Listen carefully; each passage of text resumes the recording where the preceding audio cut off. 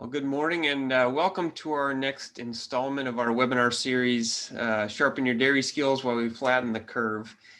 We are really fortunate this morning to have Doug Moyer join us again. So Doug was our guinea pig and did our first webinar for us a couple of weeks ago. And since then, it's had hundreds of views, lots of good feedback and some good questions, and actually a number of people in the dairy community have come back and asked if Doug would go into further detail on sort of using the advanced tools within PCDart. And so Doug kindly agreed to join us again and show us some additional tools. If you didn't see the first webinar that Doug shared, first of all, I'll point out if you look at the comments below this video on YouTube, there's a link to that first video, which is recorded and posted there for your viewing. But I also will give him a brief introduction here. So Doug works as the Director of Dairy Herd Information Services for CentralStar Cooperative, and recently added to his resume part-time homeschool teacher. So like many of us, having fun with the pandemic now. So again, Doug, thanks for joining us this morning and looking forward to learning a little more on PCDart.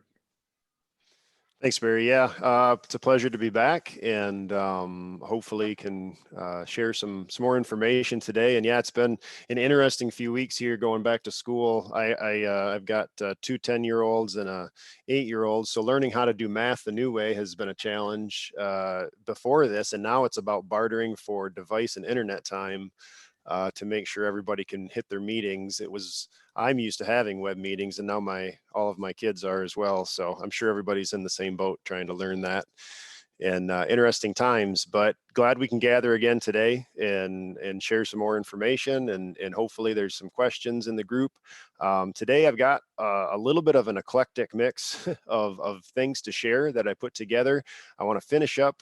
We didn't have time last time to go through all of the tracker series, so there's two more, conception and maternity tracker, that I want to go through briefly and touch on a few points, and then we're going to circle back to some of the other things we discussed and utilize a little bit more of the user-defined reports, temp groups, some report options and crosstabs.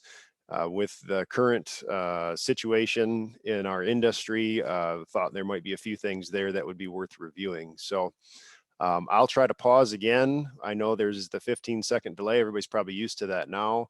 If you're posting questions, I'll try to pause a little bit after each section to see if there are questions, and do my best to answer those. But we're going to go ahead and get started just by diving into, we covered last time activity tracker, and I'm going to move a little bit into conception tracker. So reproductive monitoring obviously is very important, and the tracker series, the conception tracker, was one of the first trackers PCDart brought about, and was their answer to being able to dive a little bit deeper and do better than the standard reports in tracking conception rates and breaking things apart. So it looks just like all the other trackers, a lot of different fields and variables you can set. So I'll just skim through those a little bit here. It's going to default to looking at cows, all lactations, but we certainly have an option here to set those lactation groups for a specific lactation if you're interested. It's going to default to looking at the last 12 months of data relative to today's date. You can set up different predefined filters in here, relative to reference date or relative to last test date, and those can be saved. So up here at the top, you've got different settings. I don't typically use this feature, but I know some that do, where if you are constantly looking at the same different conception rate by technician or by breeding trigger, et cetera, that you like to look at, and you don't want to have to go through and set the filters each time, you can set these up and save them, and PCDart will load them for you when you come back in. So we'll go through a little bit of how you do that here in a second, but that is available. And throughout these other tabs, we've got the main tab here of animal filters. The breeding filters tab is where we'll do a lot of slicing and dicing based on the breeding triggers up here that are defined in PCDart. Those all exist up here in this top table. And they're going to default all being selected, all breeding triggers, day of the week, service default, including everything, but I have the ability to remove those and select specific technicians simply by highlighting and sending them across to the box that I want to preview. To get started, I'm just going to preview this report and make a couple key points, or preview conception rates as it stands, as the default would be when you open up the program, to just point out a few things. It's going to get you to this table looking at conception rate by month. You're going to end up here in March. You can see was the last month we had reported, February was the last month we had reported pregnancies. And we've got a list of the number that were bred each month, the number that were pregnant, the number open, and then our conception rates. And if I follow that down, you can see this herd has pretty good conception rates in the 40s. And then this last month is really seen a drop off here in February. And that's something you're going to have no matter what you do when you open up this conception tracker, if you don't adjust your end date. And so I want to point that out, because what happens is we've got this others category over here, where we've got cows that exist that have never had a diagnosis. We have no known diagnoses on these cows. And so what PCDart will do is move them into the other category because they don't belong in the calculation of conception rate. Previously, on the standard reports that you'll find in the reproductive management set, you can see over here the conception rate landscape, or conception rate for AI technicians. Those cows end up making their way into the calculations, and so you'll get the data changed just a little bit.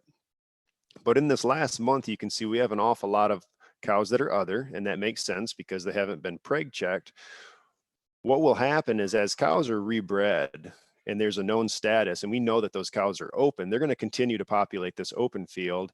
And that's going to increase the denominator and reduce your conception rate artificially. So what I want to do is I want to make sure the time window that I'm looking at, it ends roughly on the day that my last known pregnant cow was bred. And Tracker makes that pretty easy to figure out. All I need to do is click on this number 98, which is the last month we have pregnancy data for. And just like in the activity tracker I showed last time, that's going to bring up a list of all of those cows.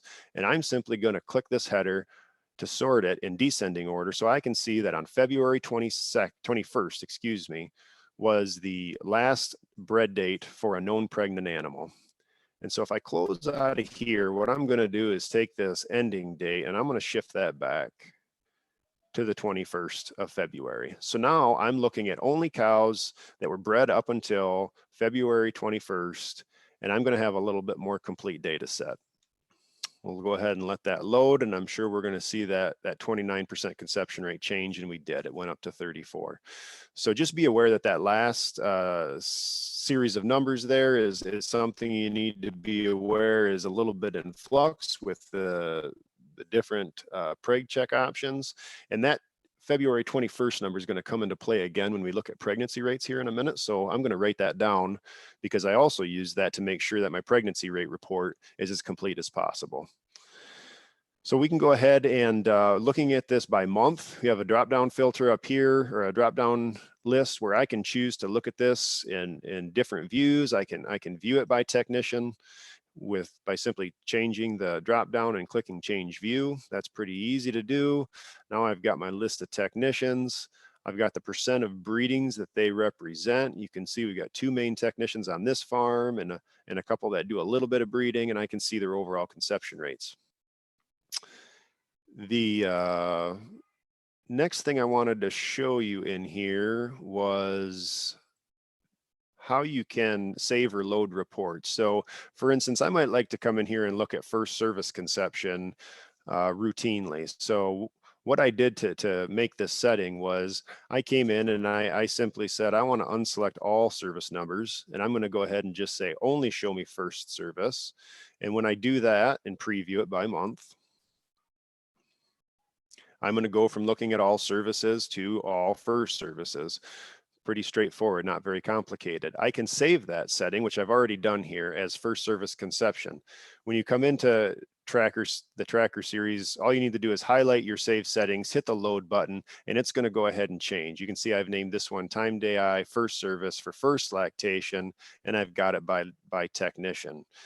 Everybody's got, again, their own flavor of ways they're going to want to look at things.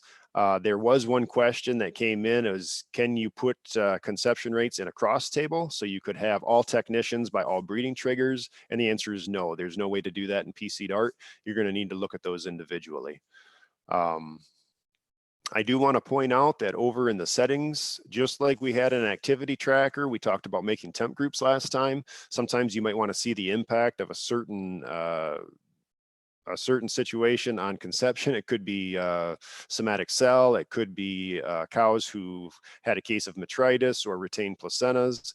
You might want to put those cows in a temporary group and then look at the impact on conception. And you can do that here with the temp groups. I'm not going to do that today because we went over how to do that last time. So if you need to know how to do that, you can watch the last video. But you could assign a temp group number and put those in here to see the differences in conceptions. I want to move over to preg rate next because that is something that there's always a lot of questions on how to get that as accurate as possible. And I guess I'll pause for a second, Barry, and just see if there's any questions specific to conception tracker. No, not so far. Nope. Okay, very good. We'll keep trucking then. So I'm going to go ahead and close conception tracker. I know I went through that really fast, but it's a pretty basic tool. You really just need to get in and play with these different filters and you'll figure it out. I'm going to go ahead and close that. Pregnancy rate in PCDart exists down in the reproductive management set. It's the 126 report. And when I highlight that, as everybody well knows, we've got options to put in our voluntary waiting periods. And the first thing I always want to do is assess what is the voluntary waiting period on this farm, or at least what's actually being done.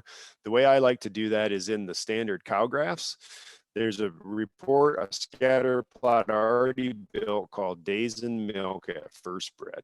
So if I just click on that report, I'm going to get a scatter plot of when cows are bred by their days in milk for this herd. So you can see this herd is quite a scatter shotgun blast of first breedings. I'm not interested in that trend line, so I'm going to take that off. And you can see I've got everybody bunched off to the left. So here's a little trick with PCDart that I like. I've got this outlier cow way over here. She's 1,350 days in milk, and she's making my graph look a little bit funny. So if I'm curious about who that cow is, all you've got to do in PCDart is double click on any of these dots and it will bring you to that cow's individual page. So I can go in here and look and see, okay, this is a cull cow. She's been DNB'd. She was bred a number of times. They went ahead and DNB'd her at 296 days in milk, and she's been milking in the herd since then. She's now 1,305 days in milk.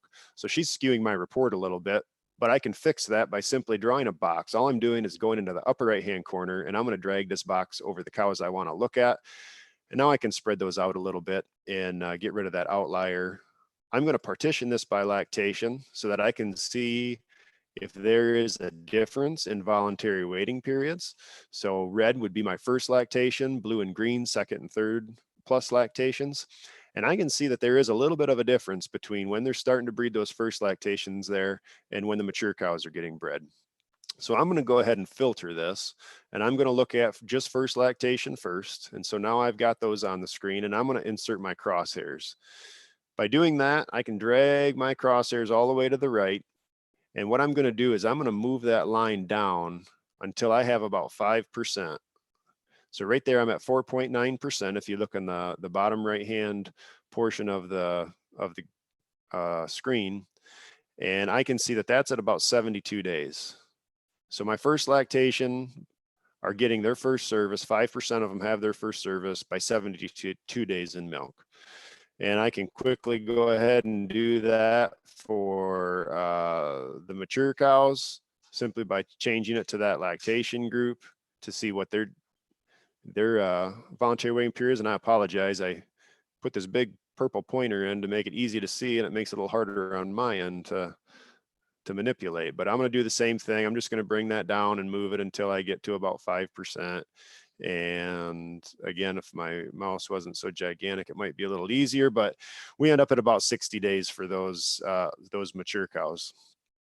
So now that I've decided what my voluntary waiting period is, I can make sure that that's put in here. I'm going to go ahead and put 62 in and 72 for that first lactation group. And we'll go ahead and just preview this report. So we've got the standard 126 preg rate report up. I look up in the upper left-hand corner. I can see there's no exclusions. I'll explain what that means in a second. I can see I've got my voluntary waiting period set, and I can see the pregnancy rates down the side here. I mentioned earlier that we would want to remember that 221 date, because I can see right now that the last date of my last 21-day period that has data is set to February 10th. And I know that I have pregnant cows that were bred all the way out to February 21st. This is my way to do this. It's not necessarily the only way, but knowing that those cows are about 10 days past where the report was ending up, all I'm going to do is change this palpation vet check date a little further out in the future until I can get that last known date to line up. And I'm missing by 1 day, so I'm going to go ahead and kick it out one more to the 17th. Excuse me, I did that wrong, to the 3rd.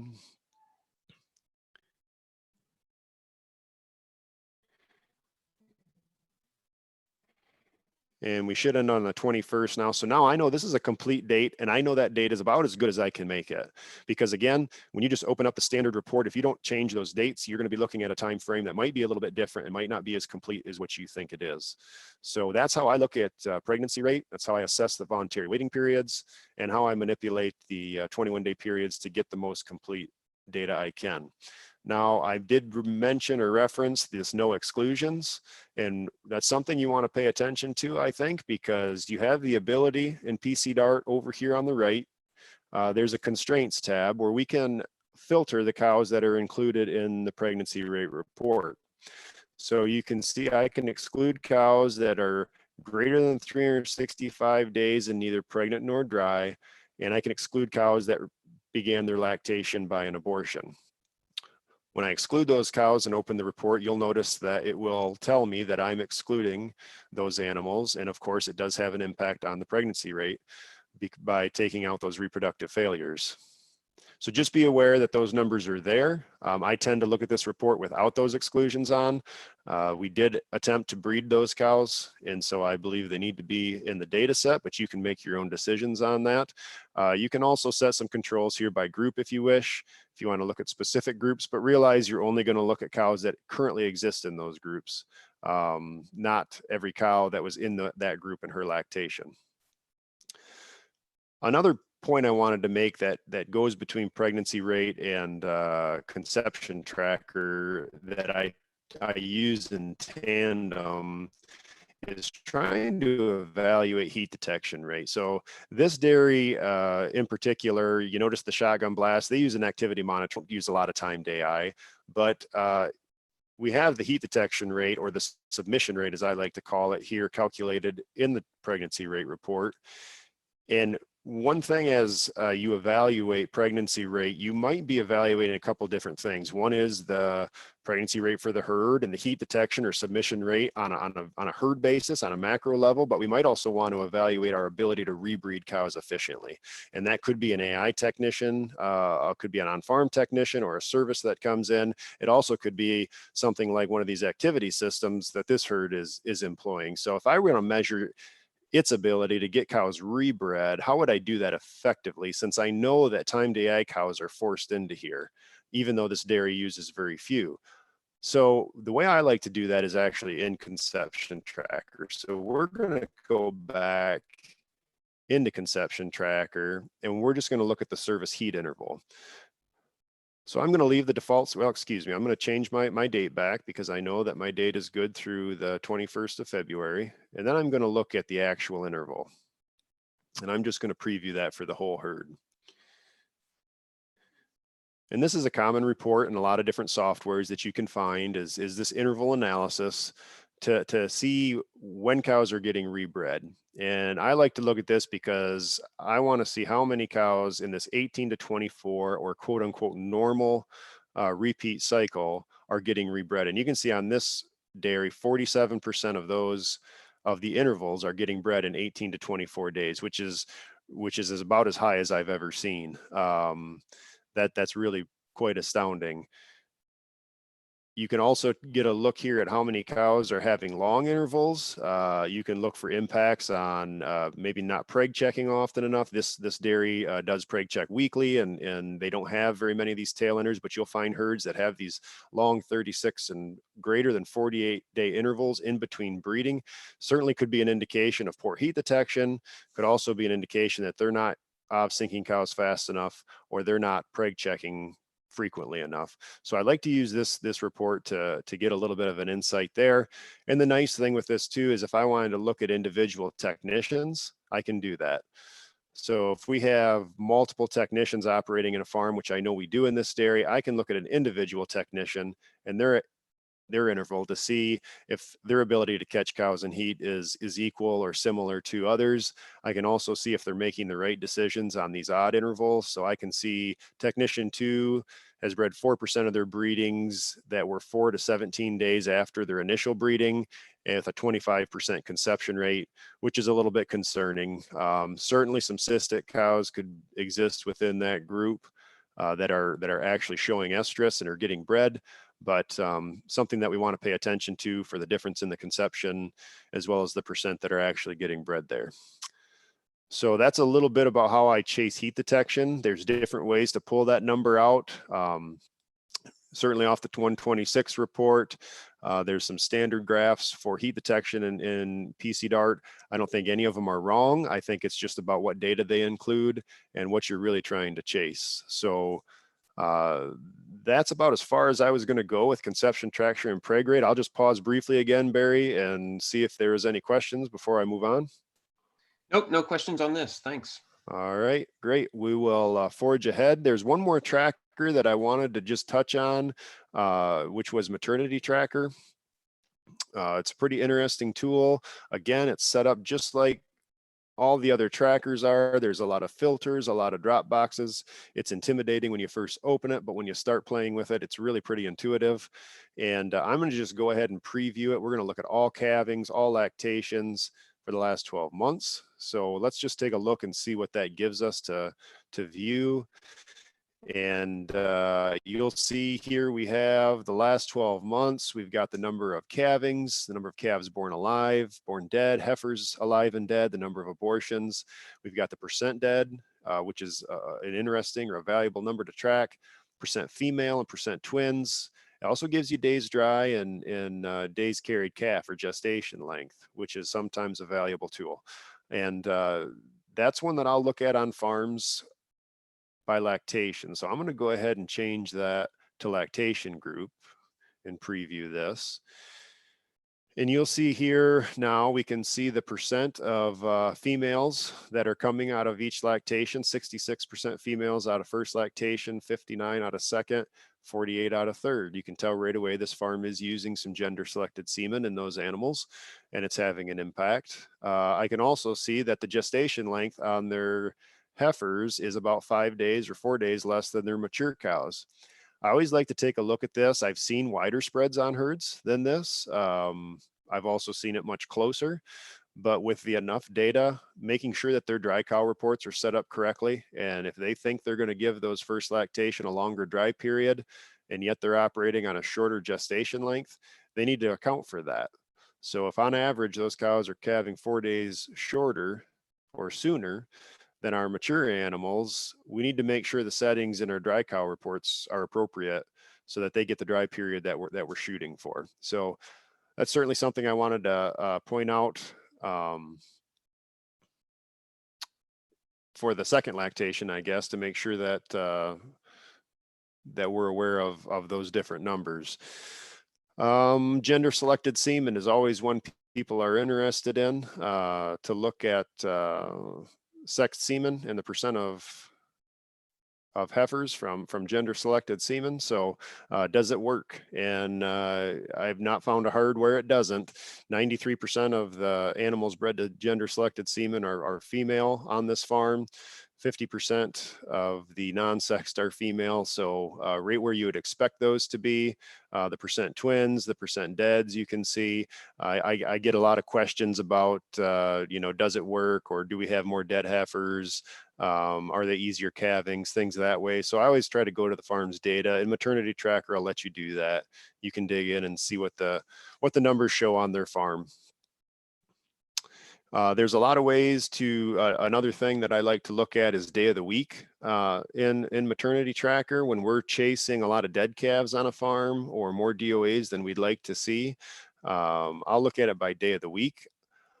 This farm's not going to show us much of a change, but now what I can see is the percent dead calves that show up on each individual day of the week.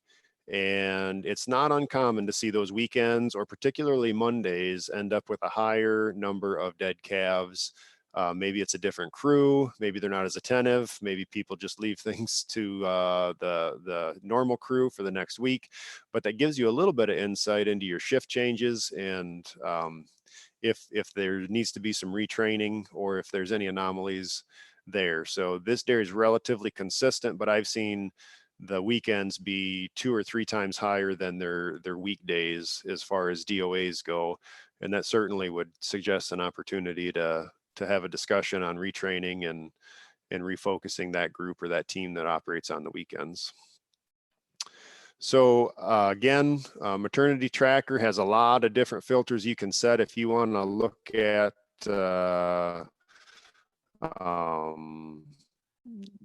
DOA rates, or look at twinning rates and impact on cows. You can put those twin cows in temp groups to look at impacts on production or metabolic issues. We're not going to do that today. Again, we covered a lot of that. I want to try to shift gears and go into a few different things that are pertain to some of the comments and questions we received.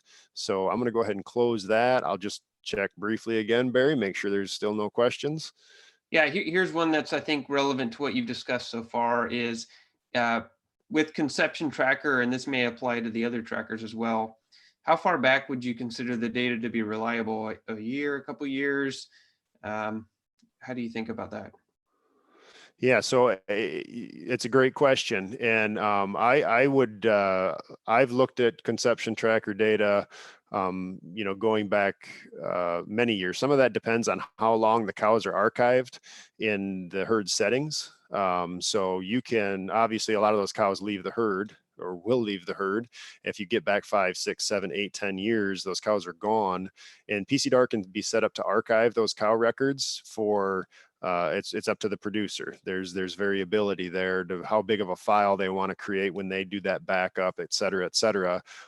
Some can set it to 0. You can set it much longer than that. So I don't know the exact settings right now off the top of my head, but I know there's the ability to manipulate how long cows are archived in the records, and that will have an impact on how much data and how far you can go back in time.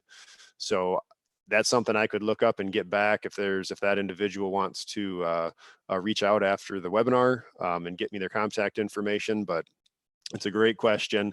Once you have that set up properly, the data will go back as far as you tell it to. Thanks. All right.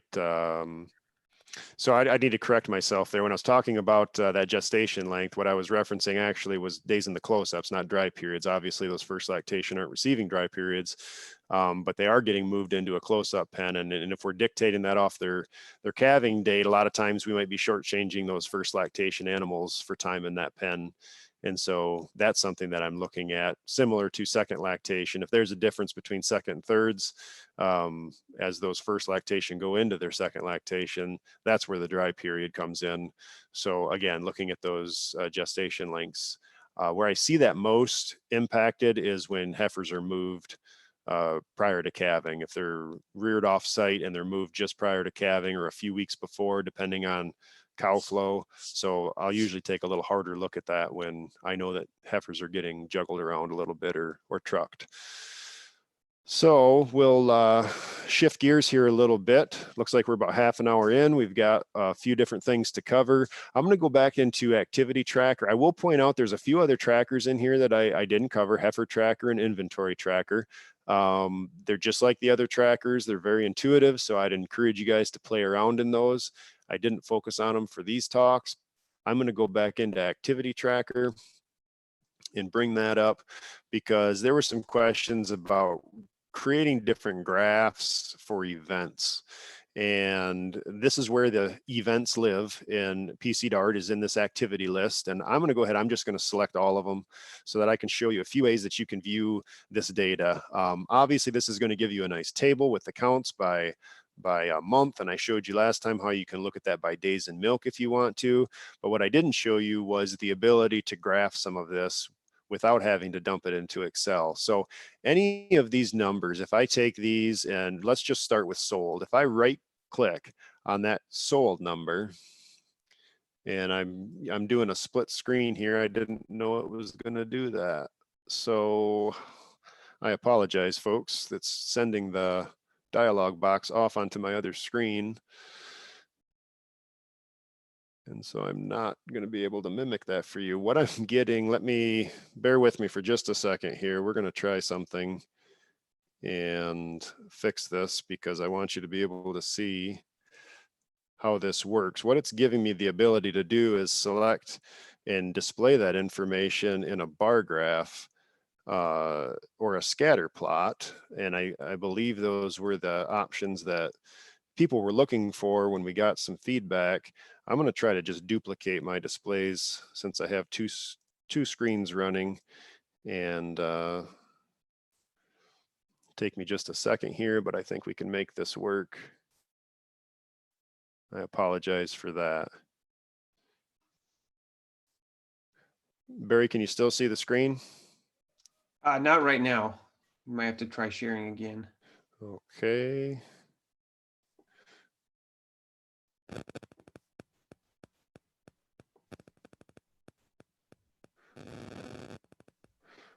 All right. I'm going to share this screen now.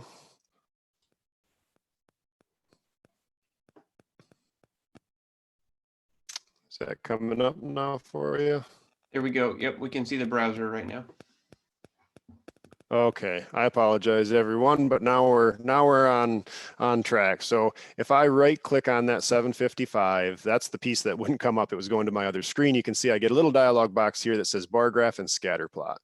So if I wanted to look at those sold events and I wanted to see them over the last 12 months by month, I can select that, and I can get this nice display in a bar graph that shows when those animals left by the month that they left in. I can also look to see if I want to know when those animals left by their days in milk. I have the option between 7, 10, and 30-day increments. I'll go ahead and pick 10 to show you here today. And I can see when the animals are leaving the herd by their days in milk. Obviously, the majority of them are leaving at the tail end of their lactation and at the very beginning, and then on throughout. But there's a lot of flexibility in how you can look at any of the data in here just by right clicking. And the other one I wanted to show you was the pregnancies, because that was a question. One thing I do like to look at here with the bar graph, with the pregnancies by 10-day increments, it gives you a nice display of when these pregnancies are occurring in the herd. And one question that came in was how to calculate percent of the herd pregnant by 150 days in milk. There's no standard way. That's not created by PCDart as a standard metric, but you can get at that number. So here, obviously, it'd take a little bit more work, but I could draw a box around these bars out to 150 days in milk. I could figure out how many are in each bar, and I could add that up to see and do the math that way. That's a little bit longer. That's pretty painful. So there is a better way, and I'm going to show you a standard report you can build with Crosstabs. That's the way that I look at it.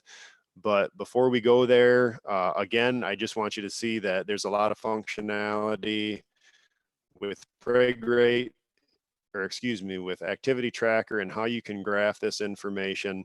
Again, you can look at number of pregnancies generated, by week, and so on and so forth. let's go ahead and jump out now, and I'm going to show you that report that I built to look at percent of the herd pregnant by 150 days in milk. There's a fair bit of debate, folks, about how to properly calculate this number, and I'm not going to say that I have it correct here, but I'll show you the main ways, because you can get at it with the same report just by setting your filters differently. I'm going to show you the way that I have it set up, and then you can make the decision on the number that you want to use. So just like last time, we're gonna open up this report. You can see the database item numbers I have to display here. Super important.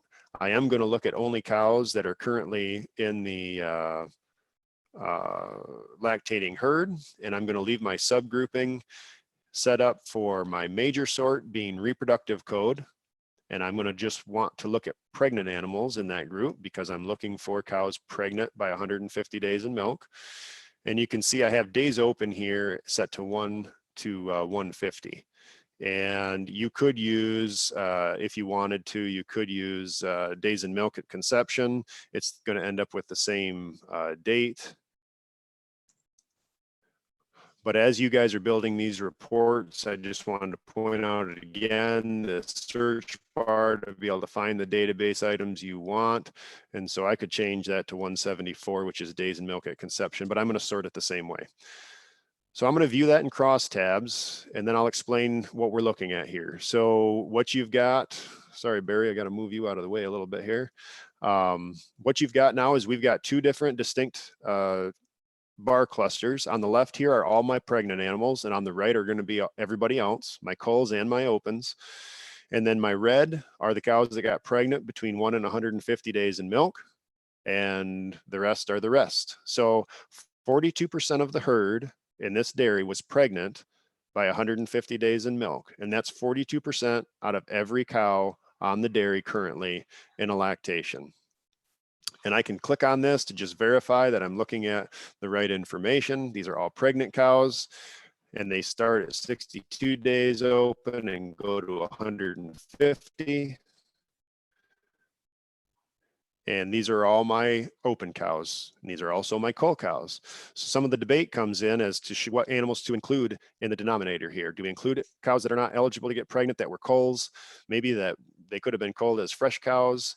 If you don't want to include those, then you could exclude those. And we would do that pretty easily by coming into the controls and filters and saying repro code, and we don't want the C cows. So we're going to exclude the C cows. And when we do that and view it in Crosstabs, it's going to change our percentages a little bit because we've just removed all the C cows.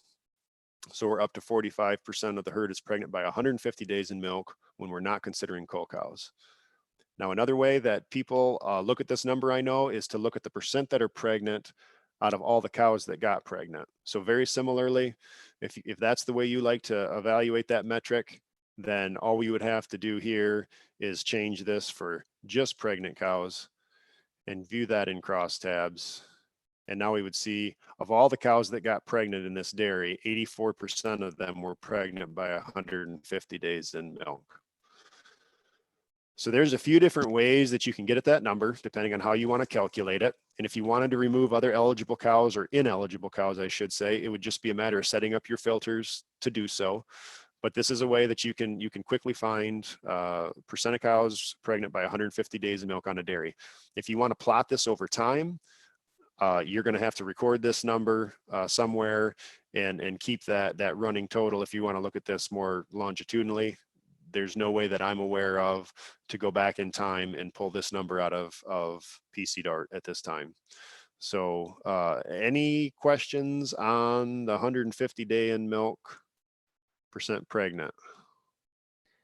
That makes sense to me, Doug. Maybe a related question. What's the easiest way to get a projection of calvings? Or I know a report, but is there an easy way to get a graph of calvings coming in the next 6 months?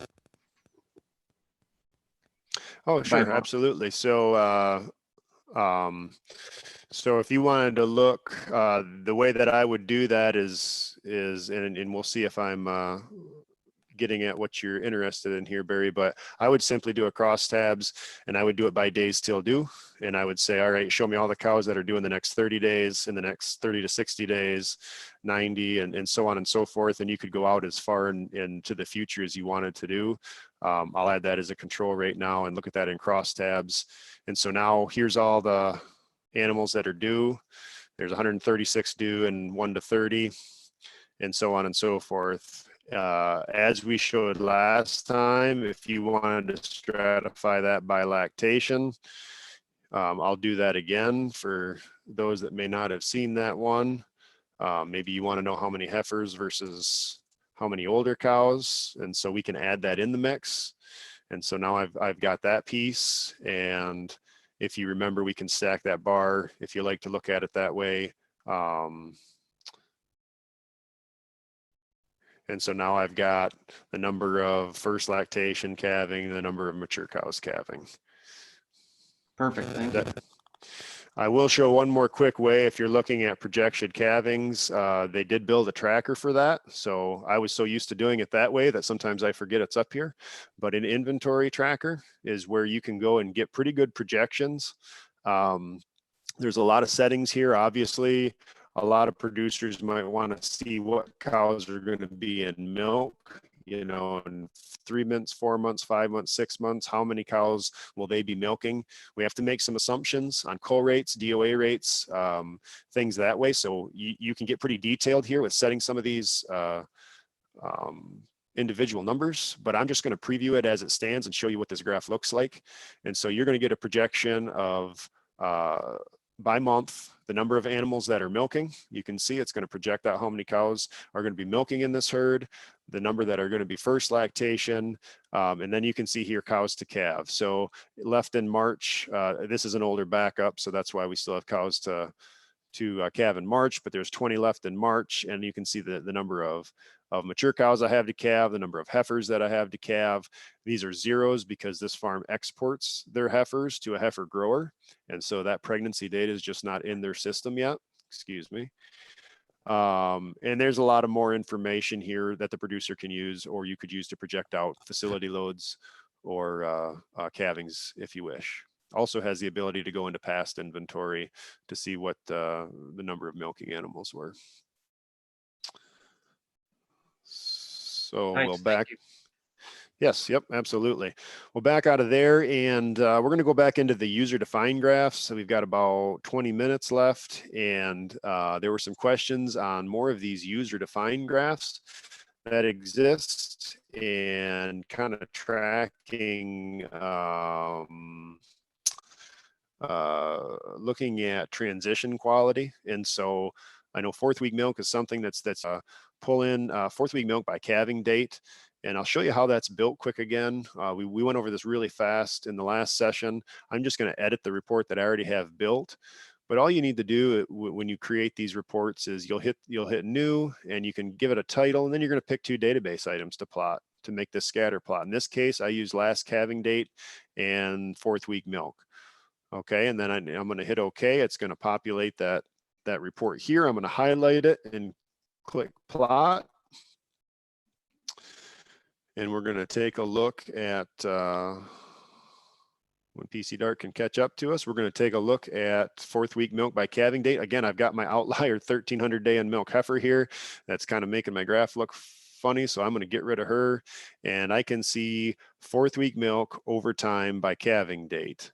Now I've got all the cows here. I'm going to take the trend line out, and maybe you just want to look at a specific lactation. You can partition this by lactation. And so now I've got different colors representing each lactation group. I can also filter it. Something I pointed out last time on the reports, and I want to point it out on these standard graphs or these user-defined graphs as well, is that it's going to default to only looking at cows in their current lactation or that are active. And if you want to look at, in my opinion, if you're looking at transition quality, you can't ignore the cows that left the herd. So you need to tell these reports to include those cows. It will default to only looking at the active animals. So come in here, click this filter to include both active and left herd cows. And then you can stratify it by lactation or isolate the lactation you're looking for. I'm going to go ahead and just look at first lactation, and I'm going to click OK. And so now I've got a scatter plot of all the cows, including left herd. And the way I look at this is I'll put my crosshairs in again. I'm going to drag them all the way over to the right. And I'm going to pick a point here where I've got 10% of my cows underneath the line, roughly. And so at that point, we're somewhere in that 65 pound range, 70 pound range. Maybe I want to take all these cows under the line. You can decide what a transition failure is for you. I'm not sure I'm going to debate what that number is, but wherever you want to define a transition failure based off their startup milks, you can go ahead and set that line and say, okay, I want to know if there's anything that these red dots underneath my line have in common. So we want to ferret that out or chase that a little bit. And knowing that 65 is going to be my number in this case, we'll go back and use what we learned last time by assigning temp groups. And I've got a report here called temp group for low 4th week milk. I'll go ahead and edit that to just show how it's built. And you can see I've got their index and their lactation number here on the right. And I had been playing with this a little bit. So my first lactation, not second, because that's what we just pulled in. And we used a cutoff of 65 pounds. So I'm going to say up to 65 pounds, first lactation to first lactation. This is my OR statement to make sure I'm including the left herd cows. And then my 4th week milk is going to be anywhere from 1 to 65 pounds because these are my transition failures. I'm not subgrouping. I'm not concerned with that at this point. I'm going to save that report with those filters. And if you recall, we can add them into a temp group. And I can do that by simply putting a number over here. We're going to use 20. And by opening the report, I've now entered all of those cows into a temp group. If you look in the upper right-hand corner here, I can see temp group number is 20. And now that I've effectively put all those cows in a temp group, I can go back to the temp group analysis for milk production report that we made in the last session. I can edit that and I can say, all right, I want to compare only that temp group 20 group to the rest of their cohorts, which again is the first lactation that's in milk and the first lactation that is left. And I'm going to put that into Crosstabs.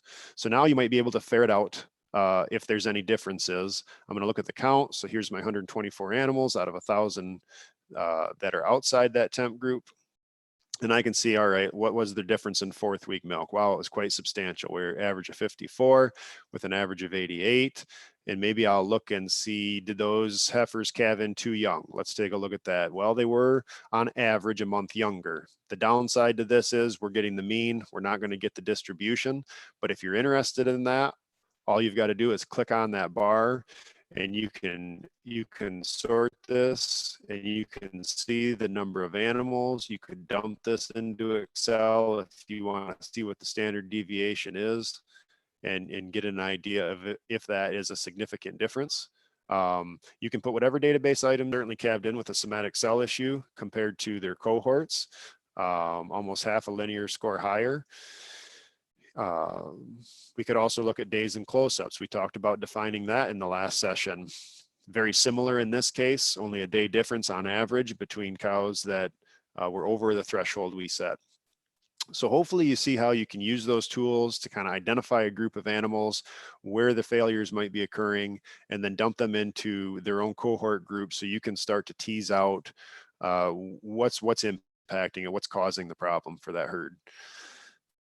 I'm going to take a quick pause there before I move into a different type of report, Barry, and see if there's... Yeah, here's a question that you kept having that one animal that's an extreme outlier. If you do want to use a trend line, when you zoom in to ignore that outlier, it doesn't appear that the trend line is adjusted to exclude that data point. Is that correct? And is there any way to adjust that if so? Yes, that is correct. I believe you can change the limits on. That's a good question. Now we're venturing into waters that I did not prepare, but I believe we can change our axes here.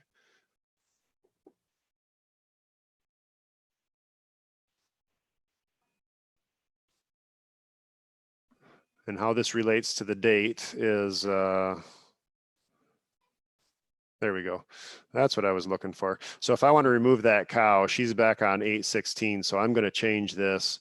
And let's say we want to jump forward to, we'll just do 10/7/2018 and hit OK. There we go. So we close that and then go ahead and show our trend line. And so I've excluded that cow from the data set. I don't know if I did that too fast, so I'll go back through it one more time. By hitting the edit button up here, I can get into these chart settings. I can go to the axis tab, and then I can pick what axis I want to adjust. It will be set to automatically adjust. You'll have to untoggle that, manipulate where you want to set your limits. So yes, that is possible. Perfect. Thank you. All right. Good question. Good question. So as I thought about some other things that we could include today, one was I'm getting a lot of questions, and I know probably a lot of people are with what's going on in our industry about how to reduce milk. So how do I identify cows to cull? How do I identify, maybe drying cows off early, things like that, getting creative with how to reduce milk, which is a little bit different approach to what we're used to. We're always chasing more production. Now we're trying to reduce it in a strategic way. So one thing that I wanted to show you that it kind of combines user-defined graphs and again, crosstabs is a report I set up. I had a producer ask, or there's been discussion about culling their worst cows. How do I identify them and how do I remove those cows? And we're not going to debate how to identify what a bad cow is. We can use milk, we can use energy corrected milk. In this case, I use net merit. You can pick whatever you want and create this report. All I did was scatter plot the net merit value of the individual cows by her calving date. And I'm going to put this up here. And what I want to identify in this herd, and again, we've got our outlier there, but I'm not so concerned with that right now. I'm going to remove the trend line, and I want to identify where that 10%, the bottom 25%, let's say, of the herd exists. So I'm just going to move that bar up until there. I'm at 25% now, is underneath my line, and that's at about 200 net merit dollars. Okay, now we've got different lactation groups in here, so really I should let's just focus on older cows because that's going to cause a big difference. Let's do that again for just third lactation. I'm going to take that up until I get to about that 25% mark, as close as I can get it, and we're at about 125 net merit dollars. So cows in this herd under 125 net merit dollars would be the bottom quartile of cows from a net merit standpoint.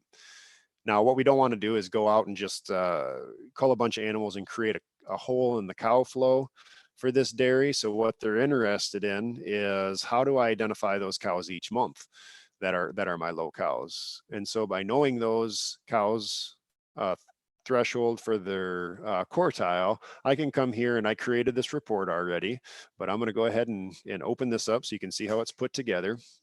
And I've got a few different database items listed here, and I'm only going to look at mature cows, 3 to 20.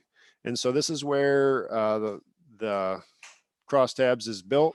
I'm filtering by days in milk and 30-day increments. So I'm looking at the cows distributed across their lactation. You could also do this by calving date if you wanted to, look at who's going to be freshening and making a decision on who to remove from the herd.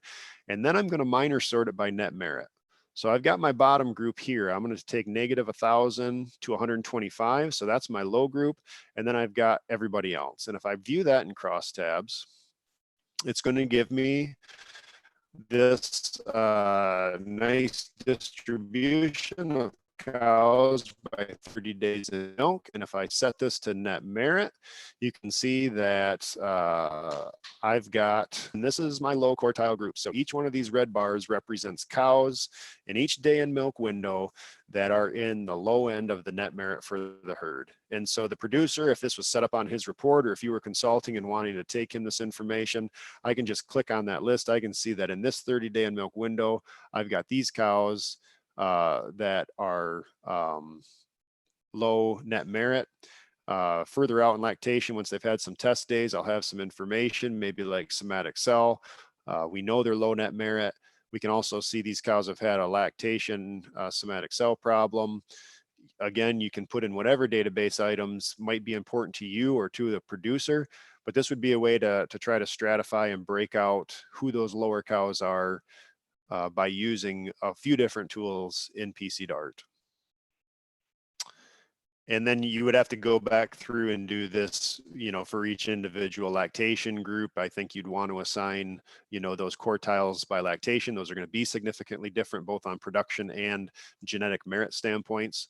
So you certainly want to be careful there. But there's a quick way to do that. And I'll show you that. That's a little trick, I guess, if you're not aware of it in PCDart. I've already have this report built. And I want to build it again, but I want to look at it for second lactation, let's say. So all I have to do is highlight that, right click, and I can copy that whole report to a new number. And it asks me what number I want to make it. 88 is fine with me. So it go ahead, and all of a sudden you can see I've got a duplicate report here below. Now, if I want to do this for second lactation, all I need to do is edit that new report, and I can say, okay, we're going to make this for second lactation. I'm gonna have to change my filters, of course, to make sure we're looking at the right information. And I, beforehand, I went ahead and did this. I know that my bottom quartile for second lactation is actually 275 net merit dollars and under.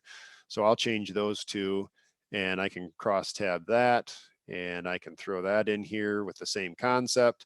And I can see here's my lower net merit second lactation, same concept. They can go ahead and look at those together. You could build a report to do the same thing. I like this visually displayed. I like the interactivity of it. You could just build a standard report to print off. That might be easier to use, but this kind of shows you how some of the tools interact. And then I can go ahead and save that. And now I've got both reports without having to totally rebuild those from scratch. Barry, any questions there? I've got one more thing to go into before we wrap up, but I should pause probably. No, that's terrific. I guess PCDart can't solve the problem if your bulk tank doesn't go down when you take out a few cows. Right. No guarantees, right? Yeah. So the last thing I wanted to show you, and again, we ended up not getting through everything, but these herd graphs, there's these standard reports that exist, these scatter plots in PCDart. One is previous somatic cell and current somatic cell. We didn't touch on any somatic cell information, and I thought we really should while we're in here. This is a graph I really like to use. It uses those crosshairs, but I wanted to make a key point on how it's calculating some things. So this is looking at cows in their current lactation, what their previous somatic cell score plotted along the bottom, and what their current somatic cell score is on the left. If I introduce the crosshairs, what we'll do is go ahead and set those at 4 and 4, using 4 as our infected cutoff. And so now we've got 4 quadrants that these cows exist in. And the nice thing that PCDart will do for you is it'll go ahead and calculate how many cows exist in each one of those quadrants. I can see I've got 2,082 in the lower left, and that's 92% of the herd. And this is going to be a little easier to explain. I created a slide for this. I'm going to go ahead and show that right now. So I can just make a couple key points. Of course, it's going to try to do that to me, and we'll kick that back over. Are you seeing the slide or the presenter view, Barry? I see the slide. That's perfect. Okay, good deal. So what I'm doing is just mimicking what we were looking at in PCDart. And like I said, we've got 4 quadrants. So we've got the quote unquote normal group in the bottom left hand, because those cows had a low score and they were low again. So that's great. Up in the upper left hand corner, we've got new infections, because those cows were low last test and now they're high. So they're newly infected. Upper right are chronic. They were high last test, they're high again this test.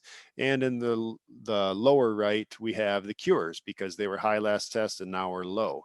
So where you want to be careful, and what I know I've seen happen before, is making the assumption that these are our new infection rates, our chronic rates, our cure rates. And I think we want to be careful there. What PCDart is going to calculate for you is the percent of the herd that are new infections. So we have 2.1% of all of the cows in this group that are newly infected. And we have 3.7% of the cows in the entire herd that are chronically infected. What I'm interested in looking at are the rates of infection. And so that's a different calculation, and you're going to have to do some math. So new infection rate is going to be taking all the cows that existed on these left 2 quadrants and using those to do our math. So it's going to be the 47 that have a new infection only divided by the cows that were eligible to be newly infected, because any cow to the right of our vertical line here was already infected. She can't be a new infection. She was high last test. And that gives us a new infection rate of 2.2%, not significantly different than what was calculated, but where you'll see the big difference is on your chronics and your cures. So by only using the 83 that were chronically infected and the 41 that were also high last test, that's a total of 200 or 124 animals. I can see that 67% of the cows that could have gone chronic did go chronic in between the last 2 test days, which is obviously significantly different from 3.7. If you don't do that and track the rate that way, it really gets diluted out. Any changes in that chronic and cure rate get diluted out because of the high number of cows that exist in the herd. And obviously cure rates are the same. It's just the inverse of the calculation above. So very valuable tool. I'm going to go ahead and exit out of that and pull back up PCDart real quick and just point out that the same concept occurs. So this is looking at cows currently in the milking groups. You can also look at their previous lactations last somatic cell score. That's a mouthful, but all you're looking at is what was their somatic cell on the last test before they went dry, and what was their somatic cell on the first test after they freshened in. So now we can evaluate using the same math and the same concepts. We can evaluate cows picking up new infections through the dry period or the calving pens and drill down into there. So those do exist as well. Lactation curves, I know we're running a couple minutes over, but this should just take a second. This is another graph that I wanted to kind of show a few of the details about. PCDart will plot a lactation curve for you. That's pretty standard, pretty straightforward. We can go ahead and partition that by lactation. You can see how the lactation groups are doing, but there's a couple things depending on the size of herds you're looking at that I wanted to point out. If I click on any one of these lines, and it's going to be a little difficult again because my cursor's a little different size for me, but I can click on it, I can see the number of points behind the line. And that's important when you start working with some smaller herds and you might see some erratic numbers or some things moving around. So if you're wondering why you get these jagged numbers out here to the right, well, you're starting to work with a lot less data.